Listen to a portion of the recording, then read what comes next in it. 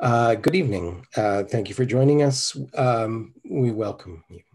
The Edmonton Arts Council acknowledges the traditional land on which Edmonton, Amiskwitchi, Waskahegan sits, the territory of the Treaty 6 First Nations, and the homelands of the Métis people. We would like to recognize and thank the diverse Indigenous peoples whose ancestors' footsteps have marked this territory for centuries, such as the Nahewa Cree, Dene Suline, Nakota Sioux, Soto, Niitsitapi, Blackfoot, as well as the Métis and Inuk Inuit peoples. It is a welcoming place for all people who come together from around the world to share Edmonton as a home. Together, we call upon all of our collective honored traditions and spirits to work in building a great city for today and for future generations. My name is David Cheris. I'm in the Grants Department at the Edmonton Arts Council. We've been doing a series of free work information sessions and workshops for working artists throughout the pandemic. Upcoming, we have sessions on shaping a project budget and casting and creating a project team using an intersectional diversity lens and writing in the voice of the other. If you have any suggestions for future workshops, please send them to me either by email or in the chat function tonight. All of our sessions can be found on the Edmonton Arts Council's YouTube channel, which usually prompts the response, the Edmonton Arts Council has a YouTube channel? And we do. And thanks to this pandemic, it's been populated with about 20 workshops now of various kinds of workshops and information sessions. In December, we hosted a very popular workshop on pricing your artistic work that attempted to cover all disciplines. We had a wonderful turnout by visual artists, terrific questions, but our intrepid panel was more grounded in the performing arts than visual art world. And we felt that there were questions that were left unanswered. We hope that this evening can provide a more rounded picture of the specific issues facing visual artists, craft artists of various kinds. I regret to inform you that Danny Ross, the manager at Ticks on the Square and a huge proponent of the visual arts in our city, is ill and will not be able to join us for the panel tonight. If there are any questions related to Ticks on the Square, I'll do my best to capture them and pass them on to Danny later. Again, he sends his regrets. But we do have two extraordinary artists to guide this discussion, and we'll dive in with Vikki. Vikki Wiercinski is the lead organizer of Edmonton's Royal Bison Art and Craft Fair, as well as a product designer for her own Mezzaluna Studio project. Vikki has well over a decade of experience selling her work directly to the general public, as well as to retailers and at markets big and small. She's also a visual artist with 2 public art projects to her name. Turning it over now to Vikki. Hi, everybody. I see a few familiar names in this Zoom list, so that's great. Thanks for having me, Edmonton Arts Council. It's very appreciated. Speaking about pricing and how to make sure that you can price your work in a way that keeps your practice sustainable is very interesting to me, and it's definitely something when I'm at the Royal Bison, I always joke that I need to like set up like a Vikki police at the door and be like, how much is that pillow? Are you charging enough? Are you making sure you're paid for your time? So this is definitely something close to my heart. So I have a quick presentation for you. Some notes. I mean, I am a visual artist, but the majority of the way that my income streams are structured is that I do sell smaller, less expensive multiples. And that's where I have the biggest experience. So I'm sure that Chris will have some very great insights about sort of larger original pieces and how to sell those. But there are a lot of ways to sell your artwork outside of the original. And so that's what I kind of want to at least give you a quick overview about. So pricing your work for artists, it's a dark art and it's also a science. So my name is Vikki Wiercinski. I design textiles under the brand name Mezzaluna Studio. I've been working on this since probably 2015, but in earnest since I graduated design school, which was somewhere in the mid-aughts. I am the lead organizer of the Royal Bison Art and Craft Fair here in Edmonton, and I am a visual artist. So my credentials are all there if you want to kind of take a look at what I'm up to. And just briefly as an introduction as to my background and why I'm here telling you about how to price things. I started out my career as a graphic designer, and it's very funny that Vern is in this room because I often use some of my favorite Workshop West Playwright Illustrator projects to describe the fact that I'm a graphic designer. So I've done a lot of work for nonprofits in the city over the years. I do illustrations, installations. This is my background. In 2018, I was lucky enough to go to the Banff Center for a 5-week residency where I very accidentally discovered ceramics and have fallen into an absolute obsession with the medium. I came home, I bought a wheel. My cat really likes to help me throw things, and I've just been sort of self-teaching myself ceramics. I've started making sculptures within my own visual arts practice. So here's a couple. Here's one that I just recently finished using climbing rope and low fire ceramics.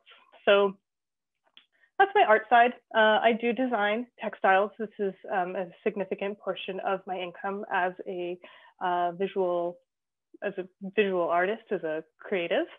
So I make these designs and I have them manufactured into tea towels under the name Mezzaluna Studio. And I sell these at the Royal Bison Craft Fair in Edmonton, as well as online. I've designed a bit of furniture. I've tried a few things with my skills over the years, so kind of trying to extrapolate my work into other mediums. And a lot of the catalyst for this is the Royal Bison Art and Craft Fair, which I've been the lead organizer of since 2010.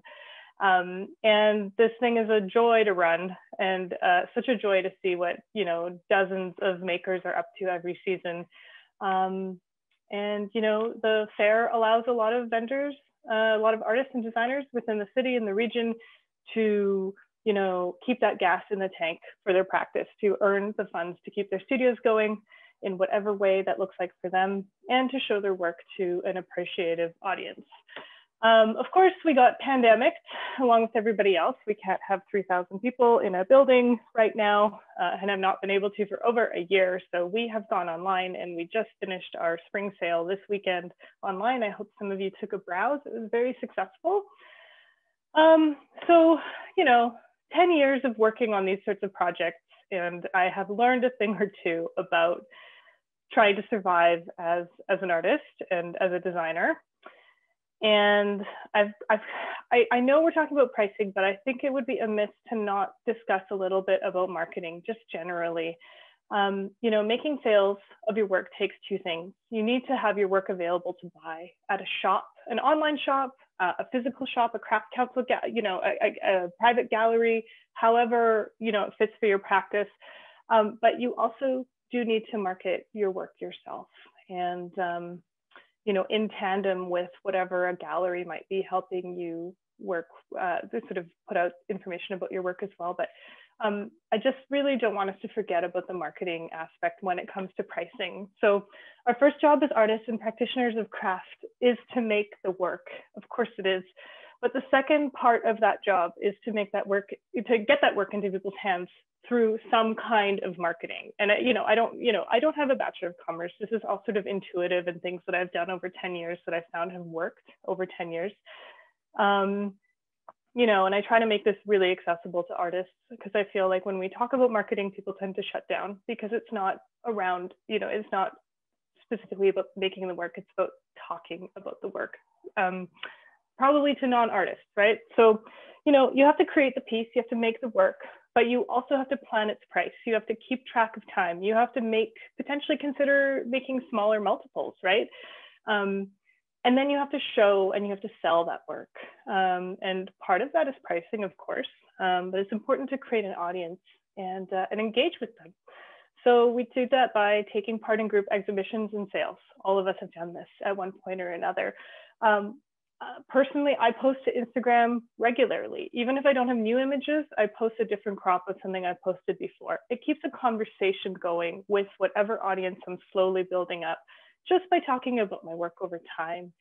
I try to keep a mailing list. I let people subscribe to a mailing list that doesn't go out really very often, maybe once or twice a year, but it's nice to know that I can reach out to a group of people who've been indicated that they want to hear from me and about my work from time to time. I keep my online shop stocked. I don't have a lot of things sold out there because that makes people who may potentially want to buy something assume that everything's sold out and I'm not working anymore. I'm not selling things anymore, right? I tell my story, just like I just told you my story about my background a little bit.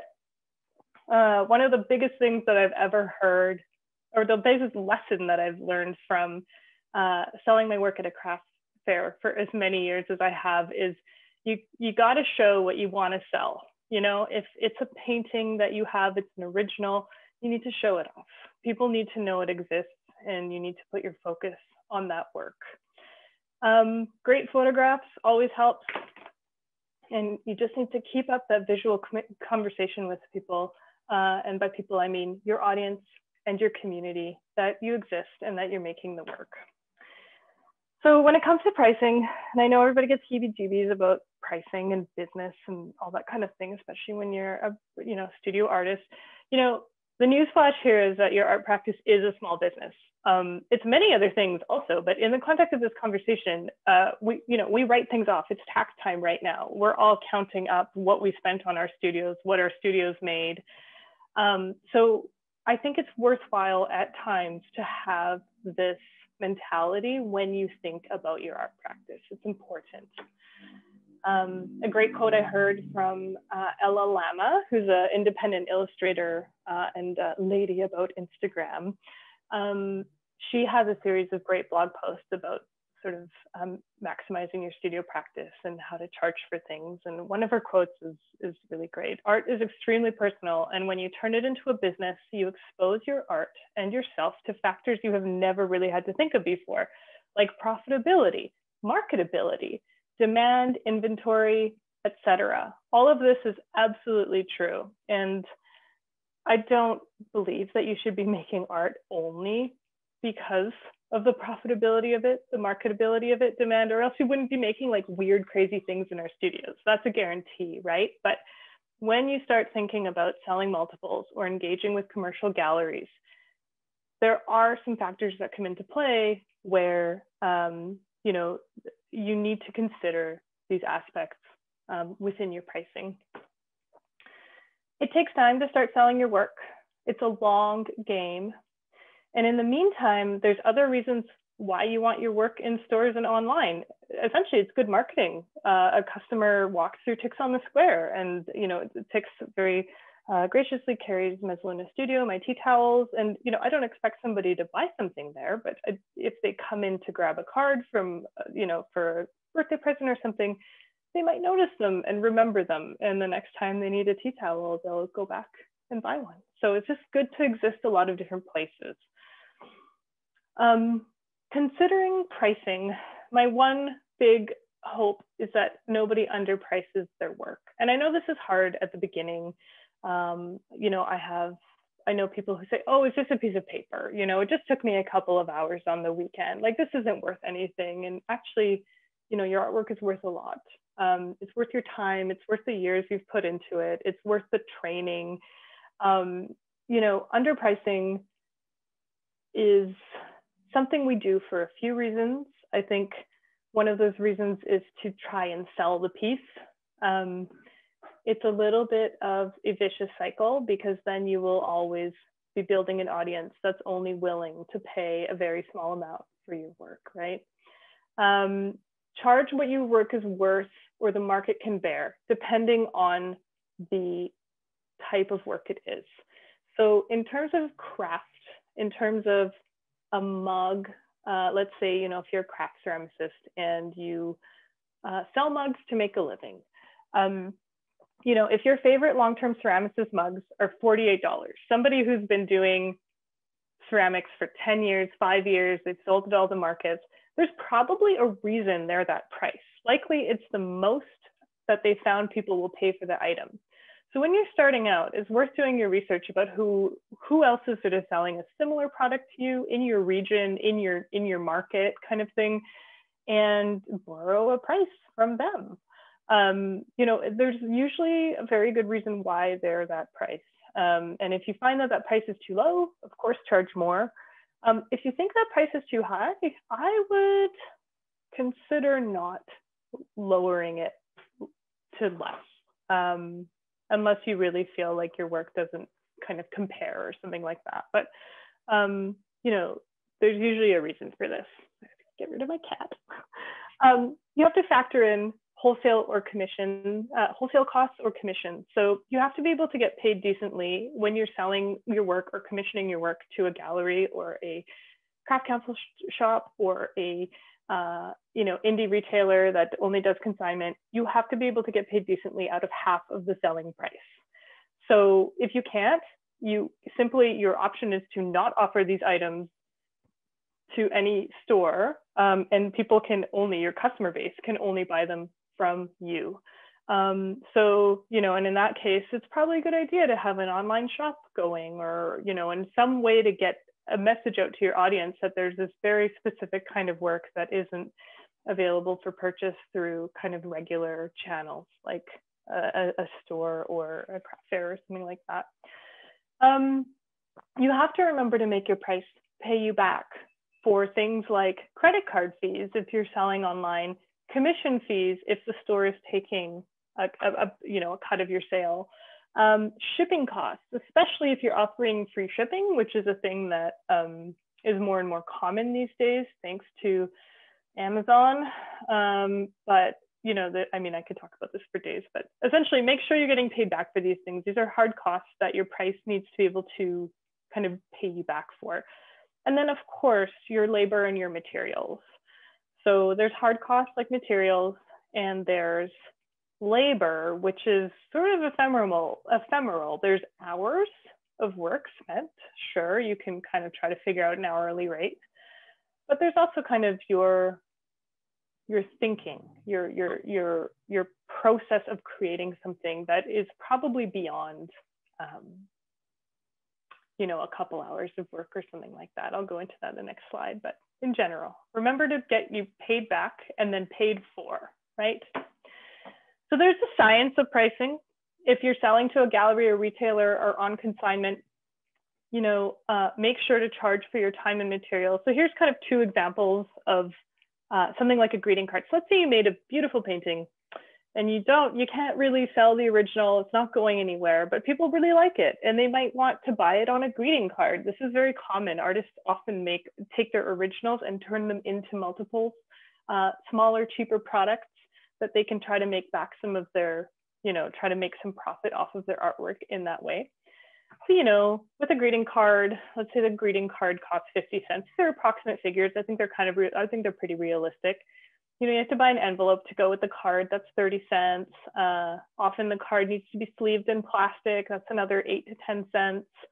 And let's count our time. So let's say it takes time to package. Let's say it takes 50 cents. I'm basing that off of, I don't know what, but essentially let's just say that it, you know, the minute it takes to put it into a plastic sleeve and package that piece is 50 cents of your time. So let's say your cost is $1.38.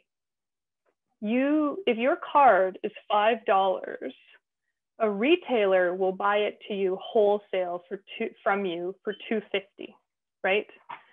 So you need to make sure that you can get paid for all of these expenses within half the real price of the card, right? In a wholesale situation or a consignment situation, that kind of thing. So, you know, your profit is $1.12. Okay. So this is an item that requires volume in sales to make money back for your card design time, right? So what we haven't factored in here is the fact that you sat down and you spent time painting an original painting that you would like to try and make some money off of, right? To pay you back to keep your studio practice sustainable. So essentially, you need to factor in all these things, and then you need to assume that you want to try and sell, you know, not one greeting card, but 100 of them, right? Over time. Ceramic mug as well. I mean, ceramics are ceramics. So the clay is very cheap and the time is very labor intensive and not everything works out. You know, so these are just kind of some dummy numbers, but let's assume for a mug, the clay is $2.50. You know, your time, let's say it's $10. Let's say it's, you know, it takes you half an hour and you want to pay yourself $20 an hour. There's costs like electricity for the kiln, right? Every time you fire a kiln, it's a few dollars or something like that. So you can kind of break that down by mug. So let's say your cost on every mug is $12.80. Sell to a retailer for $24. They'll sell it for $48, which is kind of that number where your kind of maker elders understand that they need to make their money out of $24 if $48 is sort of the amount that someone's willing to pay for a mug in general. So, your profit's $11. So you need to make hundreds of mugs to make this happen. You can imagine this takes years to try to break even off ceramics. It's great though. These kind of pricings don't include things like studio rent, any loans you might have on equipment, etc. The kind of, when you start figuring out at least a little bit rationally or systematically how much something might cost, you need to kind of have an idea of what you need to make a month in order to pay for these bills. And it can be a roller coaster. One month you can make a lot and another month you can make nothing. And it's better to look at it annually than it is monthly. I know this is very difficult to wrap your mind around when you have rent due every month. But over time, it does get easier, and it is a lot easier to look at it over an annual kind of time sphere. So that's the science of pricing. The art of pricing is, like I mentioned, art and originals are not the same as work made to sell as multiples or functional manufactured work like I've just been talking about. So you can take an original and apply it to a multiple of some sort. That's absolutely fair game. And in that case, the science of pricing filters in. Consider the value to the client. If it's a commission request, especially, I know this was a topic, we kind of talked about this in the preamble. Pricing is beyond just the hours you put into something. So if there's a big benefit, the client will get a lot of value from the work they're asking you to do. It's appropriate to charge more. It's not always strictly about the hours that you put into a project, because the client's getting a lot of value from your commission. And that value has some sort of price to it as well. And that's something that you'll kind of get to with a client when you kind of understand the scope of their project. And honestly, you might get it wrong the first or the fifth or the 10th time. It takes years to experiment with pricing and sort of understand what works for you and what seems fair and what projects don't seem like they might be worth taking on and others that are, right? The art is a learned experience, the art of pricing. If the price is fixed, if someone is offered, for example, a public art commission, consider if that price, if you're able to do the work and have a little bit of gravy left over to keep your practice sustainable afterwards, consider if it's worth it to you. And there's a lot of reasons why you want to take something on that isn't worth as much as you'd like. Marketing, your CV matters. There's balances to why you would take on an underpriced, job, basically.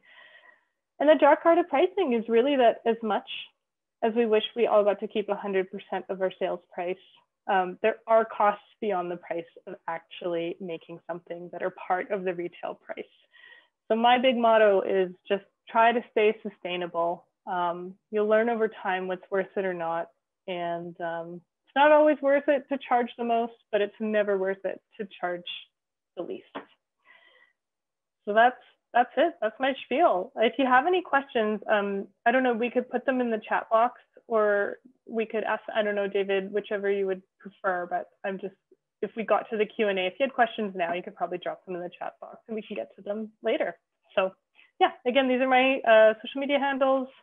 I do have a newsletter. I don't email very often, but you're welcome to join it if you'd like.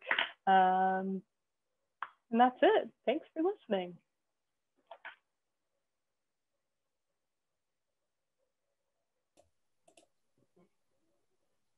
Thank you so much, Vikki. That was terrific. So we move on now to our second speaker, Chris Carson.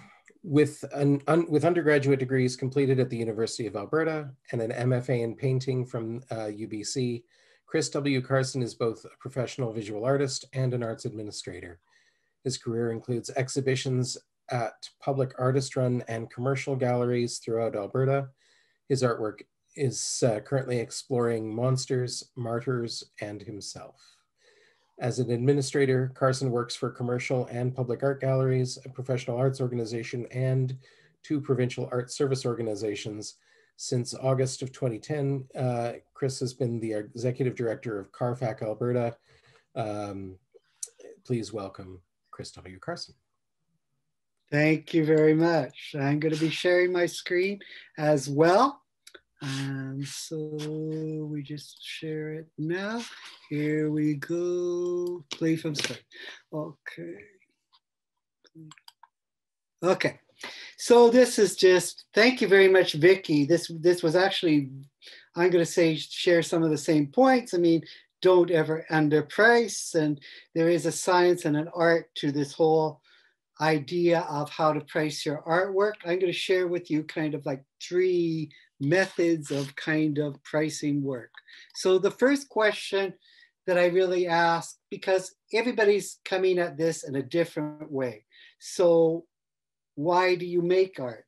Are you making art just for money, or are you making it for exposure and recognition? Is there some personal reason why you make art? Or are you making art for some kind of community engagement?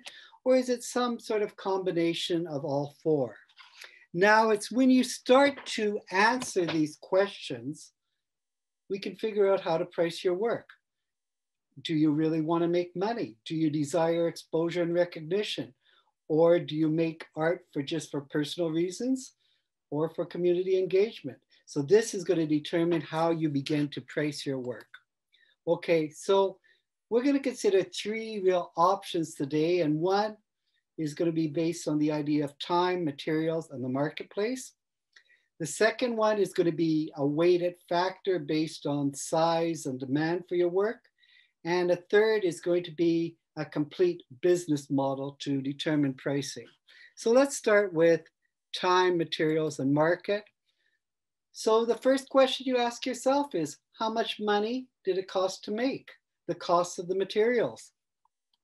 Then you add, how long did it take to make? The labor cost. You consider size does matter in this kind of case. You know, a 20 by 30 inch acrylic painting is going to cost more than an 8 by 10 acrylic on canvas, because that's what people kind of expect. And where are you going to be selling your artwork? If you're selling your artwork at a flea market on 107th Avenue, it's going to cost less, and people are going to expect to pay less than if you're marketing your artwork in New York City or Santa Fe.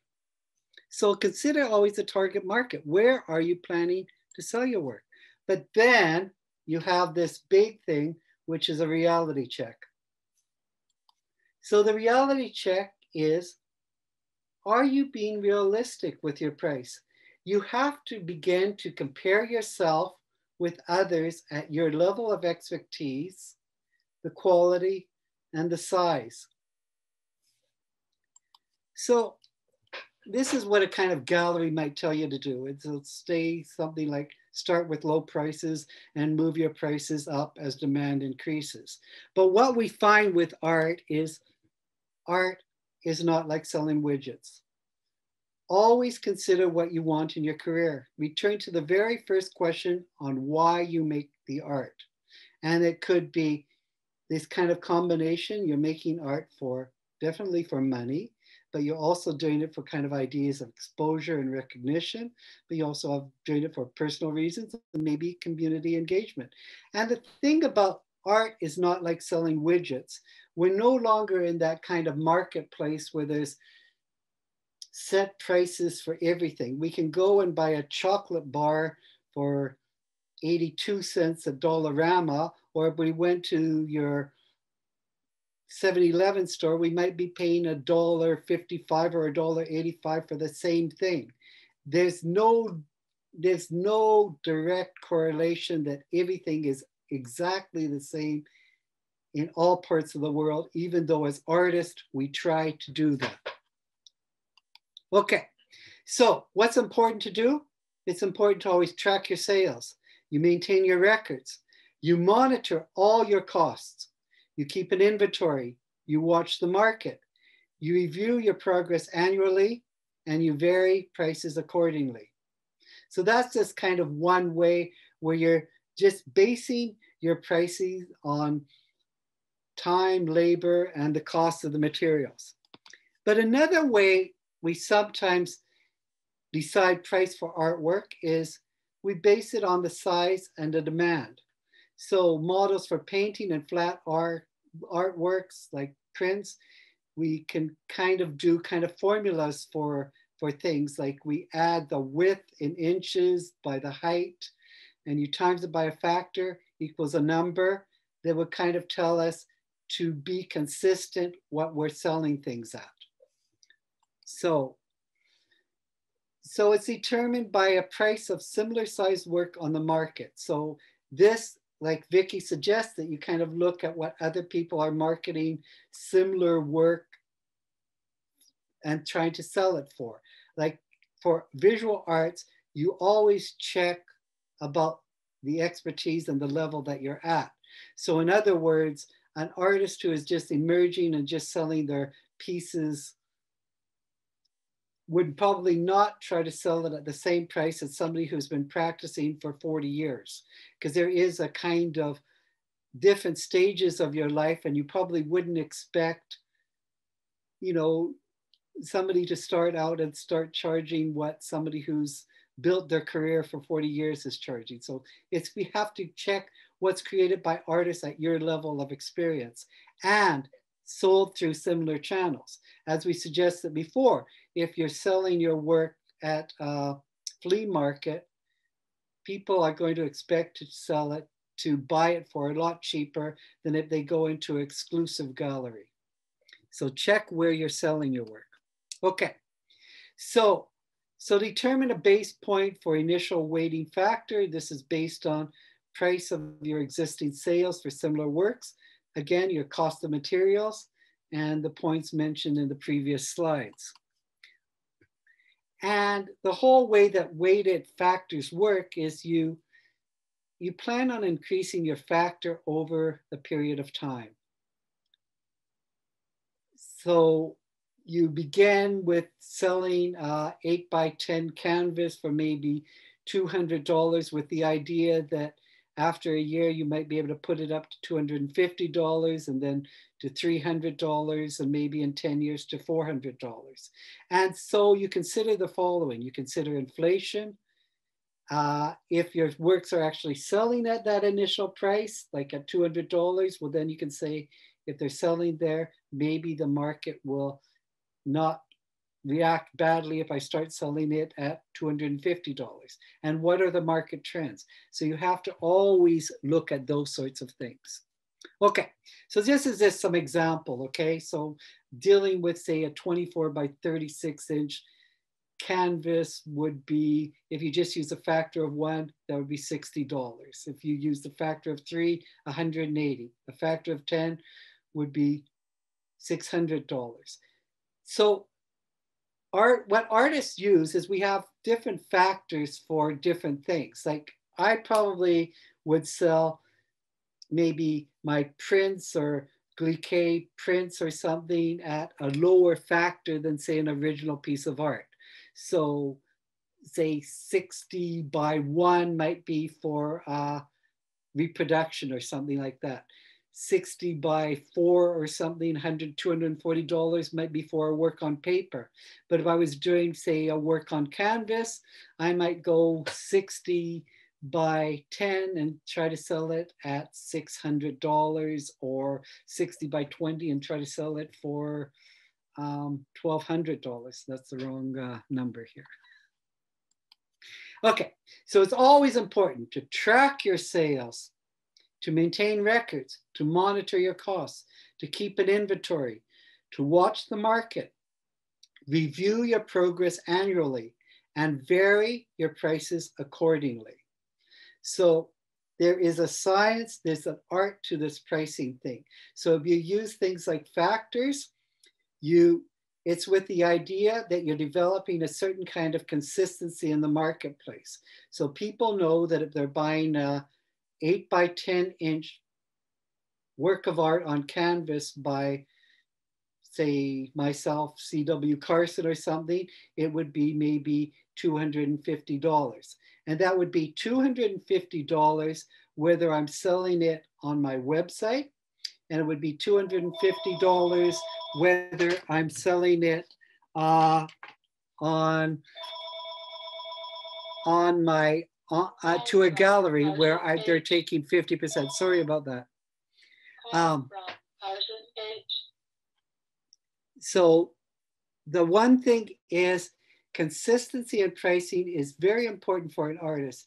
The way I consider it is if I'm selling it online, I am doing 50% of the work because I'm also marketing it myself. So where if a gallery is selling it, they deserve that 50% because they're selling it for me. So that's the way you have to think about it. That $250, as Vikki suggested when she was doing her cost analysis, you have to look at your profit point, and it's usually based on kind of 50% or some with kind of the wholesale price, which is wholesale is what we consign things at for in galleries, because most galleries take 50%. So think of that, so that's two ways of making sales. Now, the more complete model is where you consider everything on the basis of expenditure and income. Do not overlook any aspect of your art and life. You make a comprehensive budget, then you make your art, and you don't be confined to make art that fits your budget. You make your budget fit your art. And here I'm quoting somebody called Martha Gorski, and she's kind of a theorist on this subject. She has she had a BFA originally from AU Arts in Calgary. She went on to take kind of Masters of Business Administration and Commerce in Berkeley or something like that. And so she uses the kind of world of economics to make the work that you want. You know, so you have to think a bit beyond the simple sort of ideas of just labor and costs like that, because she's kind of identified so many costs that we kind of tend to overlook when we're pricing our work. Okay, so you have to consider your startup costs, the capital costs, the depreciation of your business, the inventory, your insurance. You have to have health insurance, liability insurance, car insurance, contract. You have all these sorts of hidden costs that we sometimes overlook when we're kind of factoring in how much should we sell things for. So you have to really start thinking about the things that you need in your life. Like, how many people, when they're selling a piece of work, think about how much of this cost should go to pay for my retirement? Usually we're thinking only in terms of the day-to-day or the short-term things. But when you're running a business, you also have to think about your retirement. So you have to factor in a cost for whether you buy yourself registered savings bonds or something like that. But your retirement is a very important factor when you're starting some kind of business. So don't overlook the hidden costs. So costs of materials, of course, the size of the work, the prices of previous work sold, the frequency of your sales, the demand.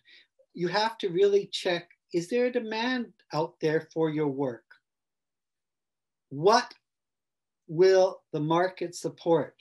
So you always have to really analyze in a certain kind of way, what will they pay for? In Vikki's example, what will they pay for a mug? You know, like there's not a lot of mugs that people can really sell for $150. There are some, but there's not a lot. Most of the mugs probably range from $40 to $60 or something in retail venues or craft venues. So you really have to think of that. But you also have to think about your overhead costs, your studio, your rent, your food, your living expense in relationship to the other income, and the business costs. Always think about ideas of your studio, the depreciation on your capital investments. Like when you buy a kiln for so many thousands of dollars, how are you paying for the depreciation on that? You know that you're going to have to buy another kiln in 10 years from now. So you have to, when you're building in your costs, think of those sorts of things.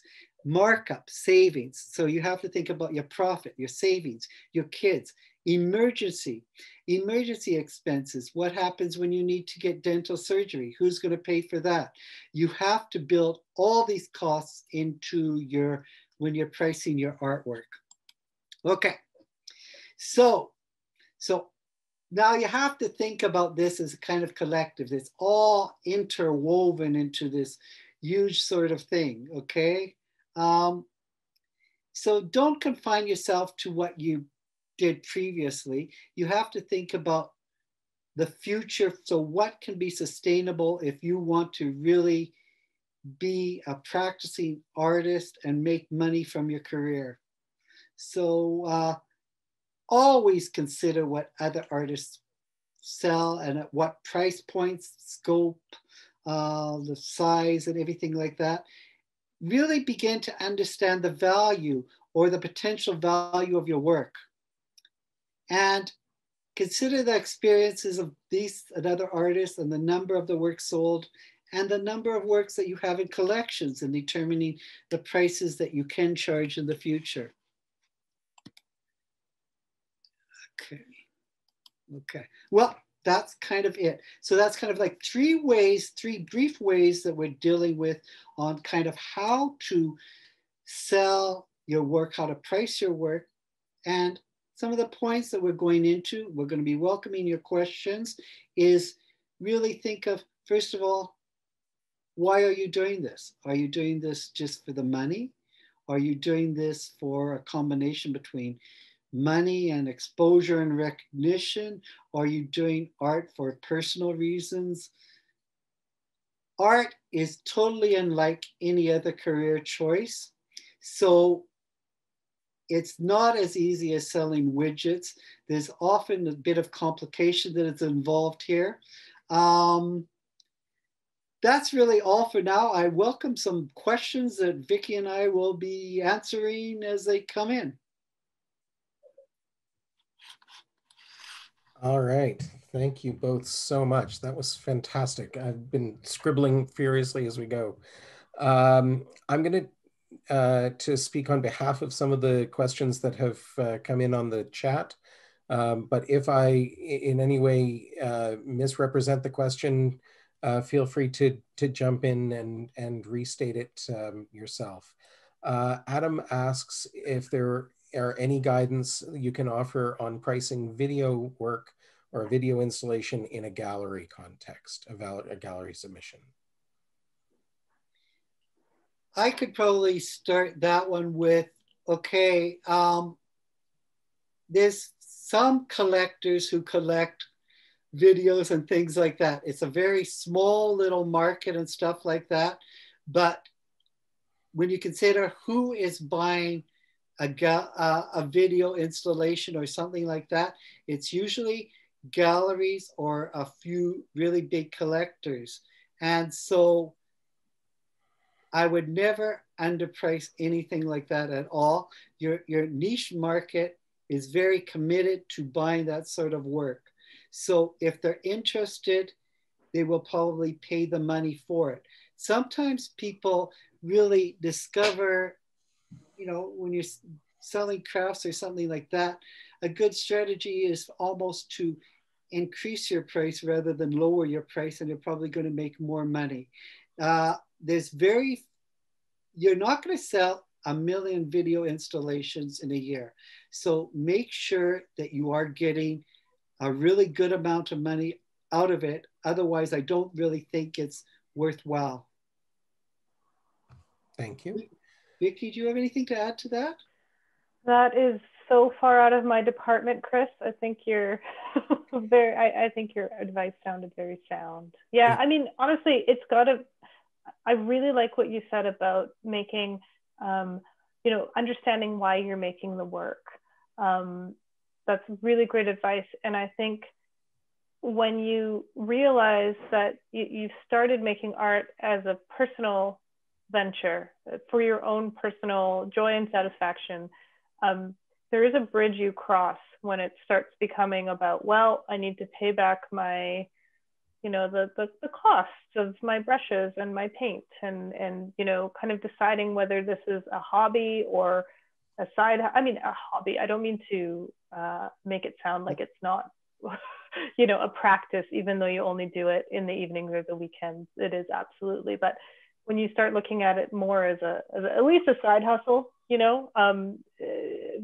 with hopes to go full time with it, there is a different set of considerations that you're going to be making around the price of your work, the time that it takes to make that work, the efforts within marketing and building up your own network around people who can help you with making these works and selling them. So yeah, I mean, if you're making one thing and it takes you years to produce and there's only one copy and you're going to sell it on a USB stick to somebody, that had better be worth a good amount of your time, and the price should be accordingly set. Yeah. Great. Thank you both. A question that came in from Melissa. Chris, can you elaborate on what you mean by making art for community engagement, perhaps giving an example? Community engagement might be where somebody works with the Bissell Center or something like that. So they're not really involved in the capitalist model at all. So it might not even, that might be the way their art practice is. So it's hard to value it in terms of this is worth so much. Like if your whole goal is to work with marginalized communities and stuff like that, which is a valid art practice, but it might not even enter the scale of something that you could totally price. It might be only enter into something that you might be able to say, I need to get a grant of this type in order to produce it. So when you're thinking of how to price your artwork, it comes down to probably an argument, who is going to buy your work? So it's not always just a consumer that buys things. You might be selling to a public gallery. You might be selling to also a granting agency. You might have to figure out how to figure out whose your audience is, and then you figure out how to price it for that. So if I was doing something for community engagement, probably the way I would make money is through grants. So I would figure out how to sell myself to granting agencies. Thank you, Chris. Vikki, would you be comfortable taking the lead on Erin's question about reconciling your costs versus a retailer's?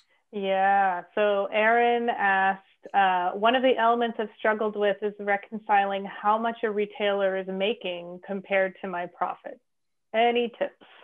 Yeah, so, a retailer will, on a commission basis, typically the commission is split 40%, 60% in my world. So I keep 60% and they keep 40%.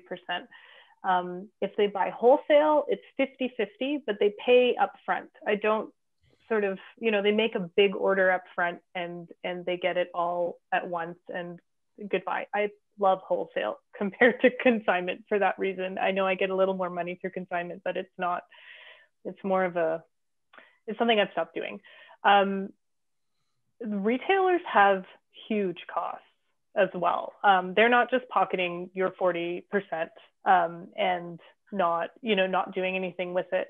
They have a lease to pay. Typically, if it's a retail store, that lease is expensive. Independent retailers struggle to survive every month, and I think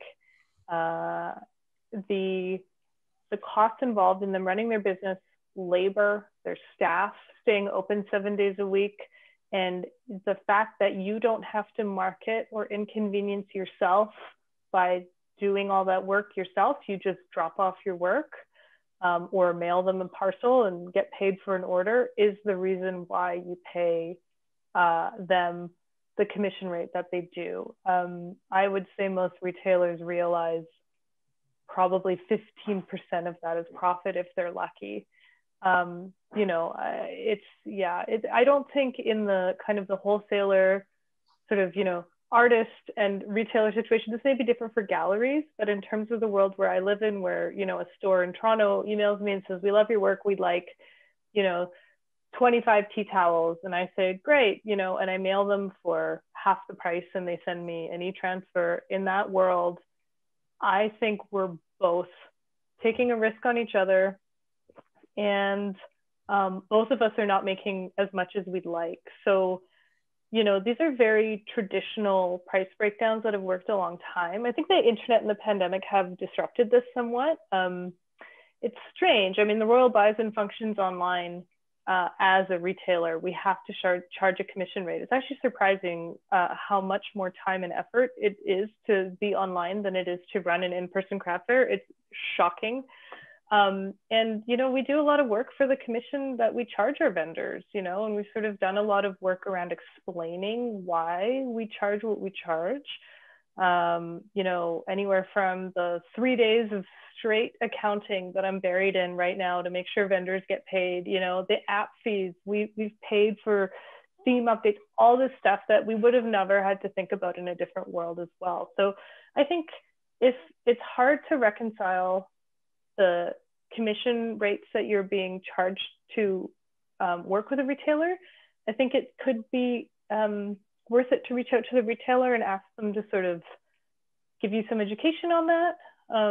But it's a very good question, and I think it's hard to sort of initially start to fathom that these people aren't just taking the money and disappearing with it. They have very hard costs as well, and they're doing marketing on your behalf, and they're keeping your product available to an audience that they've created, who would probably like your kind of object, right? Like they market to that audience for you. So you pay them for that with the consignment or the wholesale rate. Yeah, there's no way around it. Everybody has costs, unfortunately. So you just have to build your price into one that makes it sustainable to sell at that kind of 50% mark. And then that dovetails nicely into Kat's question about online platforms for selling your work, selling off your own website versus platforms like Etsy, Shopify, and so on. Yeah. Any thoughts from either of you? I have lots. I probably have lots too. I think the thing is to keep your prices consistent and to use these sorts of things in the same sort of way that was suggested before. I mean, anybody who is Etsy takes a certain kind of commission rate that you have to build into your price point. But if you're selling it yourself, you're still doing that work yourself. And I think your work should be on a number of different sites. It's hard to just say, well, it's just going to be on one place. And you have to try marketing in a lot of different places to get sales and to get the exposure that you need so people can see there's a kind of validity to your work too. I mean, having it on more than one place is a really good thing, and it works to your advantage. I mean, there's some places, as Vikki suggested, that you might not sell a lot, but by having them there, they might actually Google you and actually eventually buy it from another place or something like that. So all of these places have different rules that you have to look into.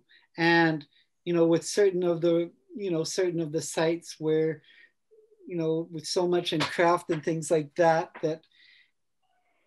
you know, you end up with a lot of these sites doing almost all the work yourself. So this is a totally a do-it-yourself model anyway, whether you're on Etsy or not, because if you don't advertise your Etsy shop, no one is going to know it even exists. So you have to work with where your work is, whether it's in a gallery or not, you don't ever start marketing your work if you're going to make sales.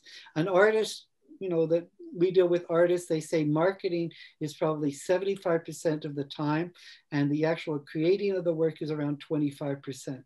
So that's, if you actually want to make a living at this, you are spending, 3/4 of your time figuring out how to help your galleries market your things, marketing your Etsy, marketing your own website, things like that. That's probably what I'd have to say. Vikki, what are you going to say? Well, yeah, I mean, I agree entirely. I think, well, there's a lot of reasons why you'd want to be online.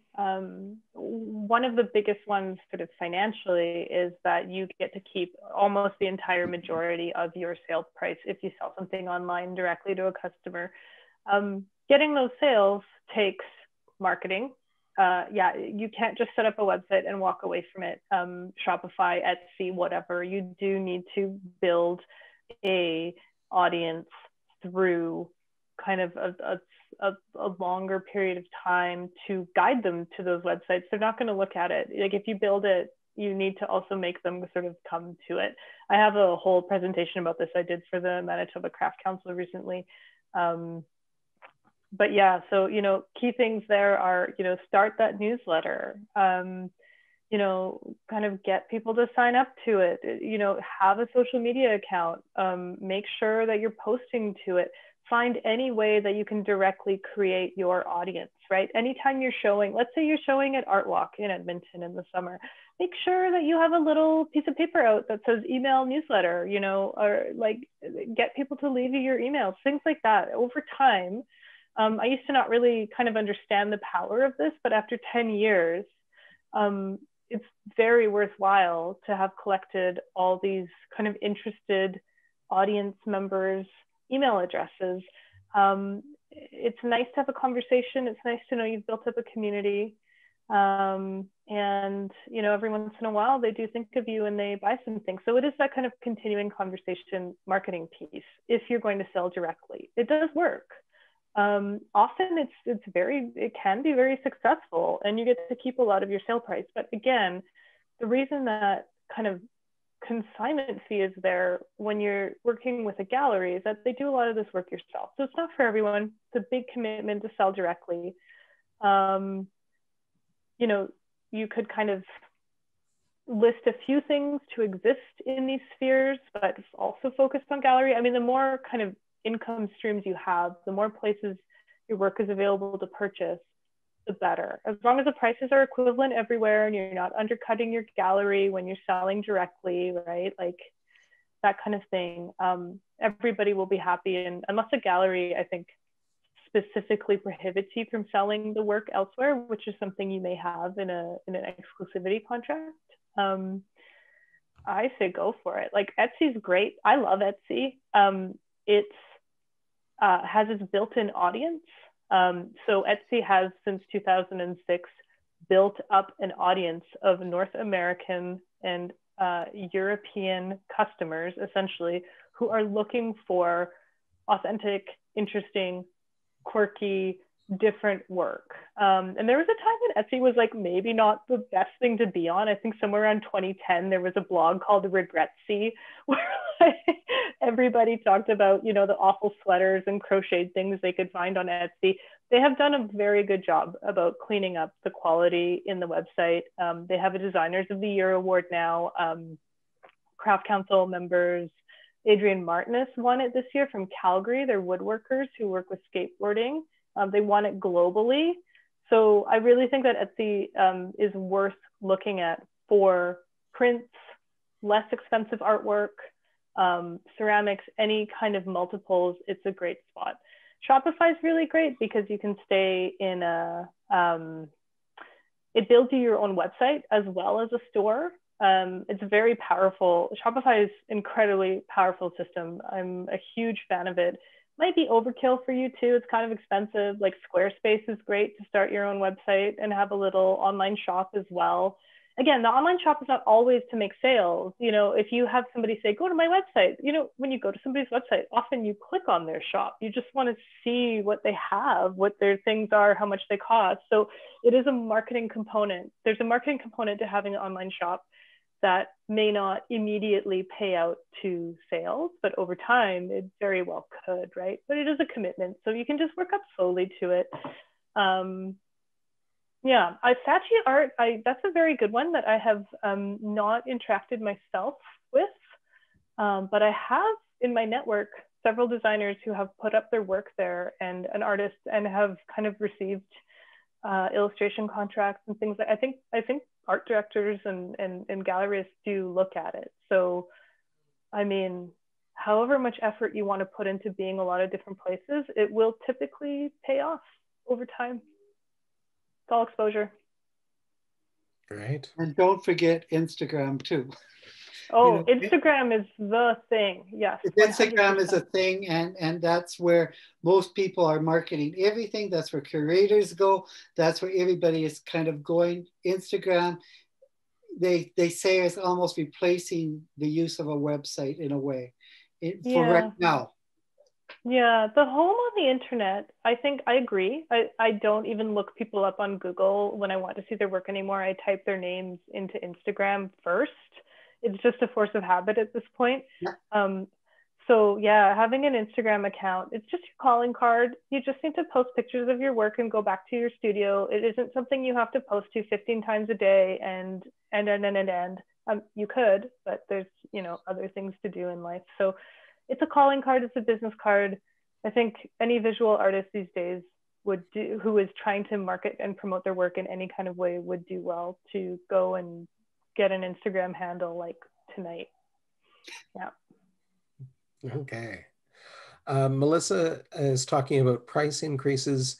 Do you recommend grandfathering in prices or increasing the price of all your work at the same time? Probably increasing all the works at the same time. There's no real reason to really grandfather something in, because that's kind of saying that you know, it's almost saying that there's no inflation, which we know inflation is always 1 or 2% each year. So you always have to take that into account, that everything is going up at this point in time. And I would probably, if you think that it warrants that a price increase, I would never just increase certain things and not others. I would increase everything. Great. Kaylee asks a barrage of good questions. I'm going to suggest that Kaylee's third question is a whole other workshop that I am taking notes about. So I'm not going to try to tackle that one in this session, but she asks, is it normal to have a fee to even submit for consideration to a gallery? You mean a fee that they were charging you to look at their work? I think that is that's not normal. You know, there's different kinds of galleries out there. Of course, there are, you know, really commercial galleries. There's a lot of, then there's, you know, vanity galleries and cooperative galleries. It depends what kind of gallery you are dealing with. If you're dealing with the straight commercial galleries, like say the ones on 124th Street, there's no fee that they would charge you to look at their work. If you were dealing with, you know, most places you shouldn't be paying a fee for people to look. There are some competitions that you might have to pay, like special competitions, but a lot of those, I would really check them out before I ever paid any kind of fee to have my work kind of evaluated or something like that. Sometimes it's worthwhile, but it is a risk. You have to determine, there's so many things that they advertise at the back of art magazines or stuff like that, that they're just a way of people exploiting artists and things like that, that I'd have to be very wary of. Anytime before I ever paid a fee, I would always check to see what people say about that gallery and that situation online. So I'd always check it out to see if it's worthwhile in some sort of way. Now, cooperative galleries, they might charge a fee, but we don't really have many cooperative galleries in Canada. Those are something that's more likely to occur in Europe or New York, where they might charge a fee because that's just the way they operate. Does that help in any sort of way? So in the main part, it's no, and if they're charging a fee, I'd really try to research it to see if it's justified. Okay, thank you. Vikki, anything to add to that? That was great. Okay. I'm gonna pass. Okay. Kaylee also asks, is it normal to increase the price of previous works that don't sell if others of your work are selling? I would increase everything at the same time. It's really, if something isn't selling today, it might be that it's going to be selling, a year from now or whatever. Because if something that you have is selling, it usually means that your other work is probably going to be selling at some time in the future. I would increase it all. Why not? Because sometimes if it's not selling, it's not, you can tell by that it's not working at that price point. And there's good examples of people have, doubled prices of certain kinds of things, and it's only increased the demand for them because then people think that they're even more valuable. Sometimes increasing prices is a better strategy than decreasing prices to make sales. Okay.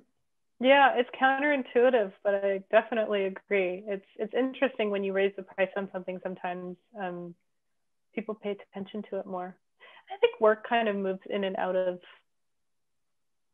vogue or I don't know, the zeitgeist or something. Like, 10 years later, your work can become incredibly relevant and you were just ahead of your time. So yeah. Thank you. Julie asks, what is your experience with gallery commission on referrals? Is it normal for a gallery to ask for a full commission of 50% on a piece sold by the artist directly to a customer who found you through a referral from the gallery? Okay, now this one, there's two things I'm going to say about that. First of all, when you have any kind of a agreement with a gallery, you should have a contract involved. And the contract should specify what is going to happen in those situations. The way a lot of galleries deal with it, they have something called usually a finder's fee or something like that, which is, in a lot of cases, it's 20%, 25%, which is usually almost half of the commission costs that they would do it with. That's what most galleries would have. But that is definitely something that is written into the contract, that both of you work together when you're joining a gallery. And one of the most important thing that CARFAC Alberta would tell you is that you should have a contract in place that should specify what happens in all these sorts of cases. So it should be answering that question, and because there might be some gallery who considers it, well, if they get you this work or something and it's this major, it might be worth a bit more. But generally, most galleries usually, as I say, that I've dealt with, it's usually 20 or 25%, kind of like half the rate, because the gallery knows that you're kind of doing half the marketing work yourself rather than them. They just are providing the referral. So a lot of places sometimes call it the word like finder's fee or something like that. Okay, thank you. Erin asks for your impressions on selling older work by having a sale to clear out your older inventory. Okay, here I would say there might be a little bit of a danger that you're going here because you're devaluing certain things. Just because it's old doesn't mean it isn't relevant.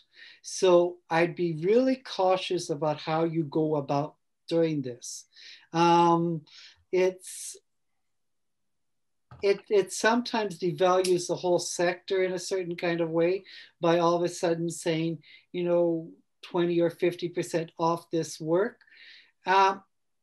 What I find is that artwork, craft work, we usually pay a reasonable price for it, but I'm probably not, as a consumer of craft and art, I'm not going to be that influenced by something if you say, this is 10% off this week. If I want something, I'm probably going to buy it.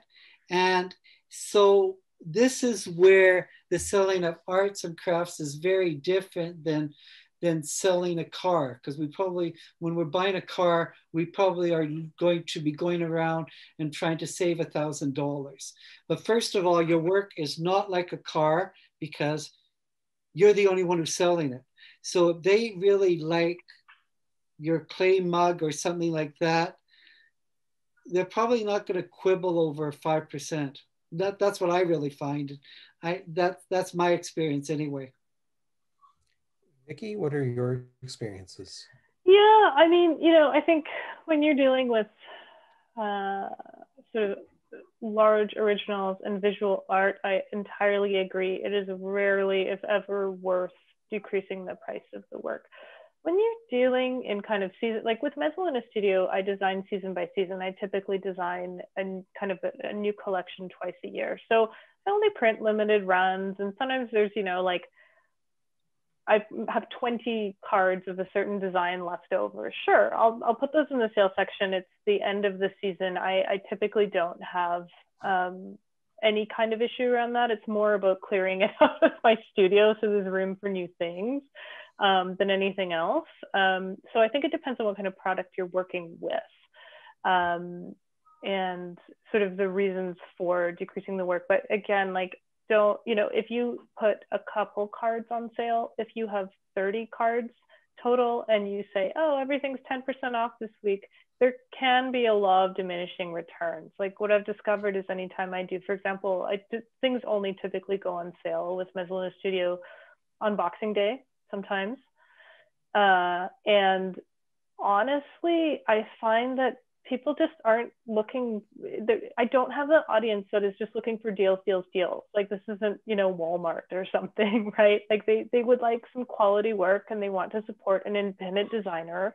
And I really value that. And I think giving them $5 off is not really the way to get them feeling like they've purchased something beautiful and that they've received some sort of value out of it. I typically add something. So I say, like, get a tea towel and you'll get a free greeting card, and that kind of, and the greeting card doesn't cost me that much. It's sitting in my studio. I'm trying to get rid of it anyway, but for them, it's like an extra little bonus and a thank you. So there's ways to sort of incentivize with an ad instead of actually taking funds away from yourself. So I don't know how that would factor into selling an original painting, but maybe you offer a small pencil drawing to go with. I don't know, like there's, if you're a photographer, maybe there's some way to also offer, if somebody's buying thousands of dollars piece, maybe they get a portrait session with you as well, or something like that. There's a lot of different ways to kind of create an incentive that is still, still values your work and your time. I feel like I just went off on a tangent. Anyway. No, I don't think I was so. Spot on. Sorry, go ahead, Chris. The add-on is brilliant, Vikki, because that's a really good strategy. And that is something that a lot of people use by giving a free gift of something rather than saying this is all 20% off. Because we don't think that way when we're buying arts and crafts generally. Yep. Great. So I have a question. So my impression is that quite often in other arts disciplines, you are trying to sort of position yourself for a certain kind of audience, and therefore pricing becomes a part of that calculation. To what extent, as visual artists, do you think about, like, the target audience for my work in general is going to be this kind of person, or going to have these characteristics, and therefore I price this way? Vikki, you already started to allude to that a little bit by talking about the fact that your sort of core audience is not necessarily very price conscious. Yeah, and that was an accident. I may seem like I know what I'm doing, but it's all from experience and just trial and error, right? So the last 10 years has kind of, I just started making something I like to make. I knew how to silk screen on fabric. I made some designs. A fellow artist friend of mine, Jill Stanton, used to work in a t-shirt shop. She helped me silk screen tea towels into the middle of the night.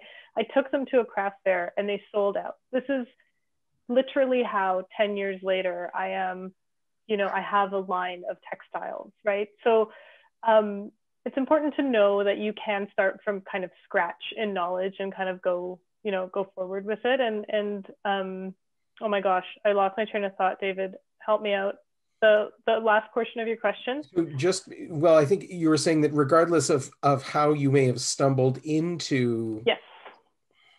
The business, how I got the audience that I did. So it just turns out that people, and this is something you learn after a long time of representing your own work. So I've spent a decade, you know, selling my work at craft fairs, you know, choosing the kind of retailer that I would like, you know, approaching retailers that I think would be a good fit for my work, that I think kind of has the right audience that I'd like. And through that, I've kind of gained an understanding of my audience. And some, I don't know, just like somebody who's willing to spend $20, $22 on a tea towel isn't too worried if that tea towel is $15 or $22. It's a, you know, it's a, I like to think I do kind of democratic design, and I talk about that a lot in kind of my Instagram posts and my website, that, you know, this is good and accessible design, but it's still design, right? It's not a $5 tea towel from Walmart, and it's art. And I spend my time creating these very special designs. And, you know, that's a good kind of, through that kind of conversation over time, I've just sort of trained my customers into understanding what they're buying and why it's worth what it is. And the customers have followed over time. And I don't really know where and how that started, except that I know that I've continued the conversation over the years, right? And continued to produce sort of consistent product, and it's continued to be consistently priced, like Chris has said, right? Inflation has, you know, factored into the price a little bit over the years, and through that kind of stability and sort of sustainable practice, the audience has stayed with me and been willing to pay for the amount that I ask for it, which is also a fair price. Like, I check other independent designers who make tea towels within Canada and America. I check what they're charging, and I check, you know, are they manufacturing in Canada? Like, why is this price this much? Like, are they manufacturing overseas like I am? And so they can kind of afford a lower price or whatever. So there's, you know, there's a lot of factors in it, but I keep an eye on the price, and nobody's sort of surprised I'm not, you know, I'm not overcharging or anything. So Great. Does that help? I hope it helps. That was fantastic. Thank you. Kat asks, would you recommend giveaways as a good marketing tool for online engagement? Yeah. Yeah. People love free stuff. They love it. They love it. They love it. I also discovered this by accident, because at the Royal Bison, we started giving away a tote bag because we wanted to feature our artists. And it is genuinely something our audience really looks forward to year after year, is a tote bag giveaway. And we launch it on Instagram a few days before, and people just get to tag their friends, and you get lots of engagement out of a post like that. And everybody gets to see amazing artists' work. Free stuff is a great way to draw people in. Yeah. Great. Melissa asks, any recommendations for communicating with your audience prior to a price increase? Sometimes I even wonder why you would really have to communicate too much with your audience, unless you are saying, if you buy it now, you will get it at this price, where I'm starting a price increase, you know, January the 1st or something. So sometimes it is just a kind of marketing gimmick on your side, that you're just saying, buy it now, because it's going to be, everything is going to be 10% more on September the 1st. So that might work for you, but if you're just doing a price increase because you have to do it, really, the audience is going to soon realize that you've increased your prices. You don't have to warn them. So unless you're doing a marketing campaign about buy now, otherwise you're going to be paying more in September. And I think too, when you make too much of a fuss about raising your prices, that makes it sound negative. Yeah. You know, I think it's fair. Like, for example, with my tea towels, I did have to raise my prices recently because the pandemic has thrown off a lot of my own pricing that has stayed stable for a long time, kind of with my manufacturer and the US dollar, all this, whatever. It's a long story. But I had to raise my prices for the first time in a long time. So I communicated to my retailers when I kind of emailed them for spring orders. I said, you know, by the way, things have gone up a couple dollars. Like, I hope that works for you. Here's the reasons why, you know, let's figure something out, you know. But for the most part, I mean, for just a customer who might go to my site, I'm not even sure that they would remember that a tea towel was, you know, $20 2 months ago and $22 today. And I think customers are really really used to price fluctuations of some sort, right? So I don't know. I mean, it's good. Like, on some level, it's worth, if you're an established artist, and I think, you know, you're like, okay, well, my prices are going up in the new year and it's November, and you genuinely want them to know because a painting is going from $4,000 to $5,000, and you also really like to sell it, like, sure, like, tell them that, but then make sure to follow through and raise that price. But typically, I don't know if it's worth really making a big deal about the fact you're raising prices. I think you just do it. You know what you need for your business, right? So, yeah. All right. So we have been working Vikki and Chris hard for 90 minutes now. Are there any last questions? I'm going to cut this off fairly soon. So we could take that Tammy Wolgar question. There seems to be a taboo to selling older work at a price break to clear older inventory. And here I just want to say, Tammy, there's a rationale for your price in the first point, okay? And are you going to be making a profit if you actually lower the price by 20 or 30%? Because if you're not, then you're doing a disservice to yourself by reducing it that much. And, you know, in a certain kind of way, it's not necessarily a taboo, but we usually have a rationale for the prices that we select. And we usually don't have the option like, I don't know, like say a fashion design store where the prices are 700% higher. Then, you know what I mean? There they have a bit more leeway in putting something on sale 20 or 30% off because they factor that in because they've raised their prices 700%. But most art is you're on such slim margins to begin with. You know, when you think about a gallery takes 50% for marketing, you get 50%. You're lucky to come up with, you know, a 10 to 20% profit. So that's why we have very little leeway in order to do that in my mind. So that's where I have a bit of problem with kind of selling older stock at a different price because, Tammy, we're not producing widgets. You're producing something of your heart and your soul, and your art does not go out of fashion just because you produced it last year. It's still in fashion for somebody, and art does not work that way in my mind. That's kind of what I think about it anyway.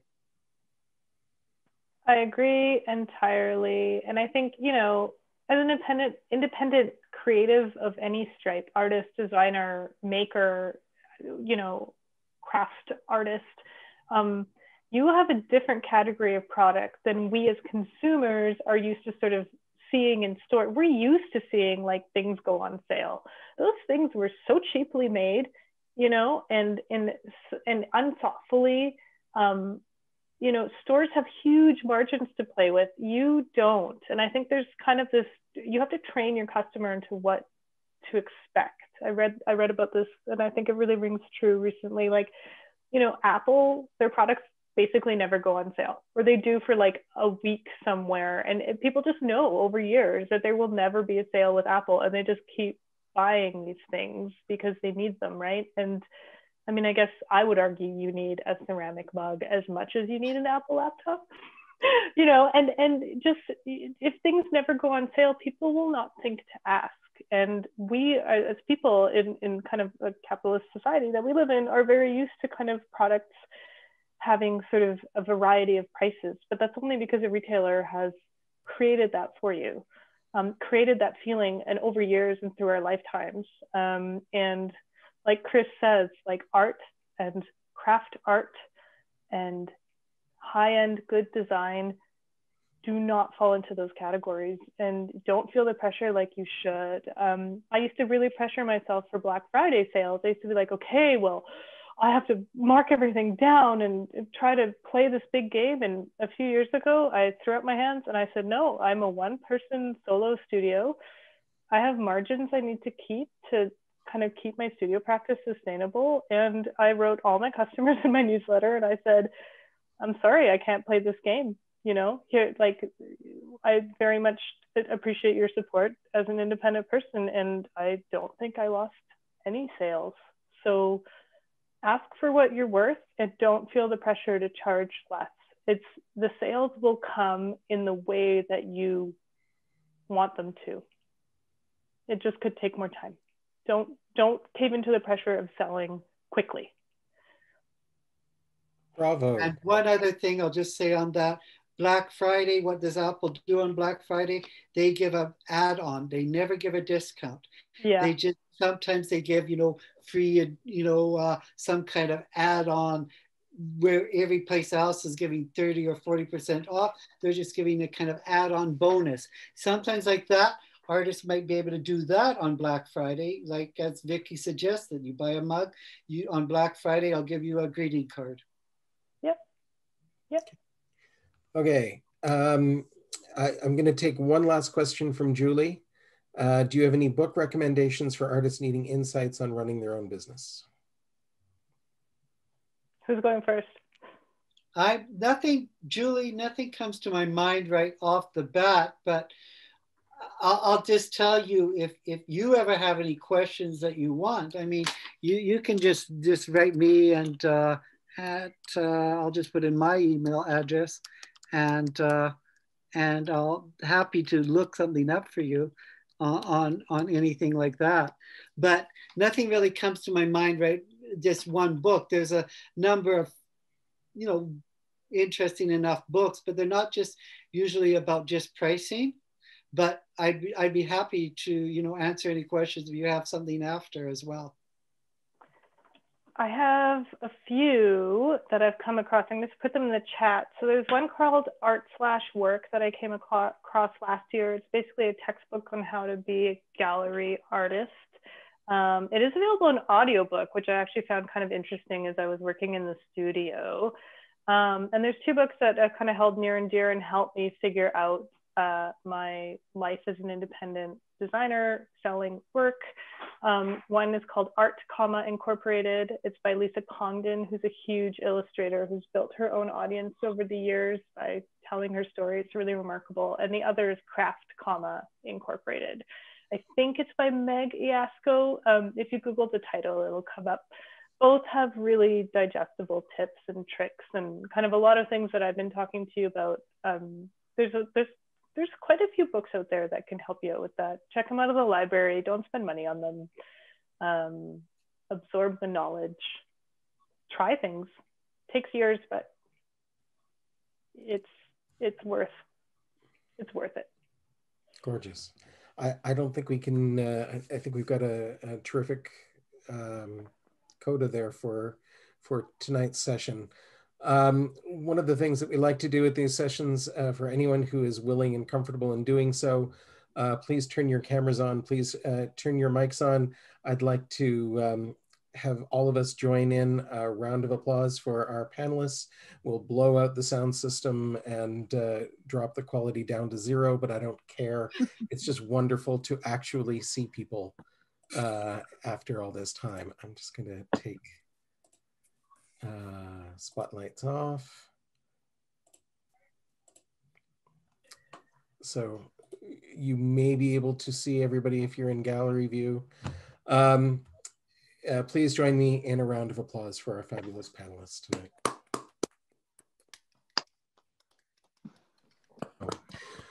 Thank you all so much. It's wonderful to see you.